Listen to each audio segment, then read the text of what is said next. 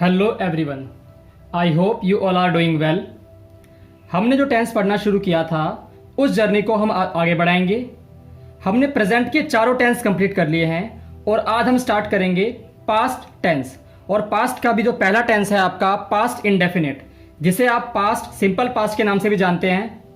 चलिए शुरू करते हैं।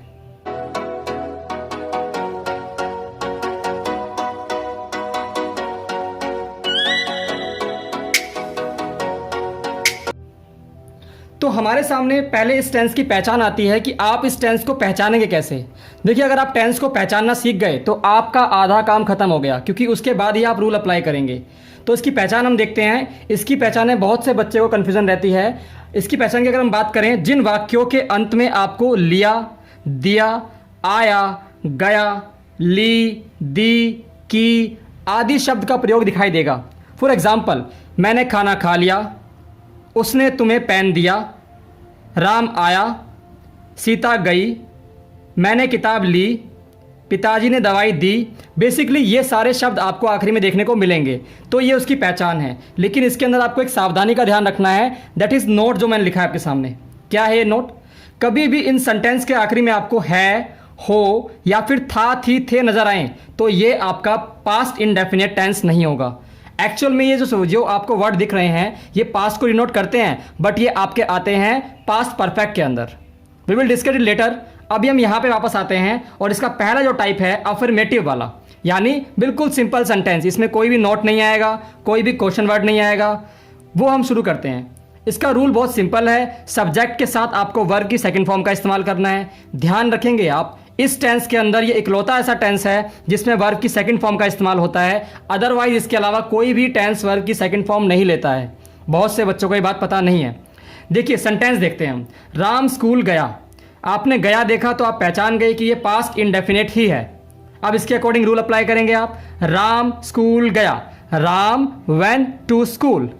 वेंट क्या है? वेंट आपकी गो यानी जाने की सेकंड फॉर्म है। गो की सेकंड फॉर्म वेंट होती है। Go, went, gone, and went आपकी यहाँ पे आ जाएगी। Ram went to school. अब टू क्यों आया है इसके बारे में आपको मैं प्रीपोजिशन के लेक्चर के अंदर समझाऊंगा। टू आपकी एक प्रीपोजिशन है। सेकंड एग्जांपल देखेंगे आप। उसने एक पत्र लिखा, तो उसने के लिए आप यूज कर सकते हैं ही या फिर शी, क्योंकि यहाँ पे आपको जेंडर का पता नहीं लग रहा है तो आप ही और शी दोनों में से कुछ भी यूज कर सकते हैं। He wrote a letter. Wrote मतलब राइट की सेकंड फॉर्म रोट होती है। लिखने के लिए आप राइट यूज करेंगे एंड राइट की सेकंड फॉर्म रोट होती है। और यहाँ पे आपका आएगा इंडेफिनिट आर्टिकल, अ लेटर। ये आर्टिकल वाले लेक्चर में आपको समझाया जाएगा कि यहाँ पे आ क्यों आया। आई होप आपको अफर्मेटिव समझ में आ गया। अगर हम बात करें नेगेटिव की तो इसके अंदर क्या करना होगा आपको। देखिए, नेगेटिव सेंटेंस वो होते हैं जिसके अंदर नोट आ जाता है। बस रूल बहुत सिंपल सा है। सब्जेक्ट के बाद डिड आएगा, नॉट वर्ब की फर्स्ट फॉर्म, माइंड इट, आपको वर्ब की फर्स्ट फॉर्म का इस्तेमाल करना होता है नेगेटिव के अंदर।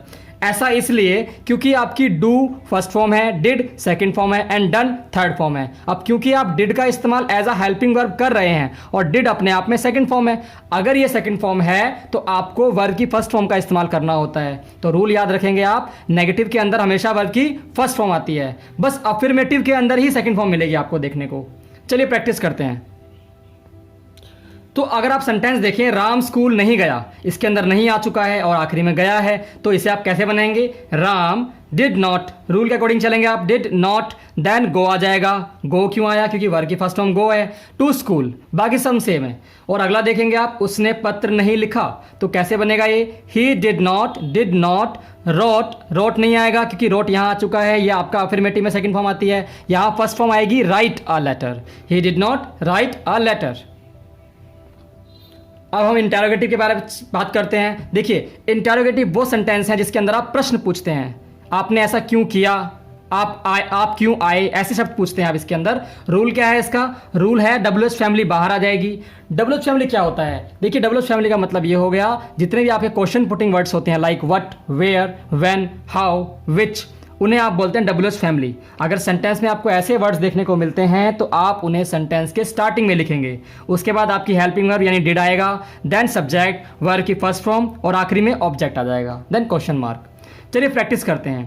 पहला सेंटेंस हमारे सामने है, क्या तुमने कहा। इसमें और इस सेंटेंस में तुमने क्या कहा, दोनों में क्या डिफरेंस है? बहुत ज़्यादा माइन्यूट सा डिफरेंस है, इसलिए दोनों का स्ट्रक्चर बिल्कुल अलग बनेगा। देखिए, इसका आंसर आप हाँ या ना में दे सकते हैं। क्या तुमने कहा, पूछ के देखिए अपने आप से। इसका आंसर आप यस या नो में दे सकते हैं। अगर आप किसी सेंटेंस का आंसर यस या नो में दे सकें तो उसका जो क्वेश्चन सेंटेंस बनेगा उसके अंदर हेल्पिंग वर्ब का ही इस्तेमाल होगा बस। डिड यू से माने कहना होता है। अगर हम बात करें यहाँ पे आप इसका आंसर यस या नो में नहीं दे सकते हैं। लाइक दैट, तुमने क्या कहा यानी आपने क्या कहा उसे बताओ, एक्सप्लेन करो। तो इसका आंसर बनेगा व्हाट डिड यू से। व्हाट डिड यू से, व्हाट आपका आ गया क्या के लिए, क्योंकि आपका डब्ल्यू फैमिली बाहर आता है। देन डिड आएगा, सब्जेक्ट और से आ जाएगा, वर्ब की फर्स्ट फॉर्म। थर्ड सेंटेंस देखेंगे आप, तुमने ऐसा क्यों सोचा।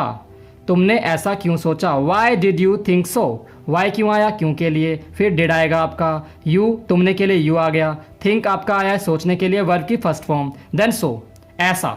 वाई डिड यू थिंक सो के लिए ऐसा यूज़ किया आपने। क्या उसने ताजमहल देखा, डिड ही सी द ताज। आपको बस इतना ध्यान रखना है कि आपका यहाँ पे क्या आया हुआ है, डिड आपने बाहर यूज़ कर लिया, did he see the Taj.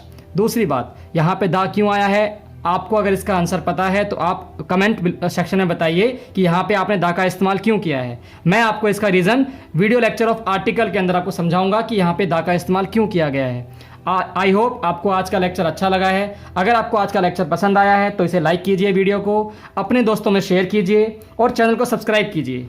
Thank you so much again for being here.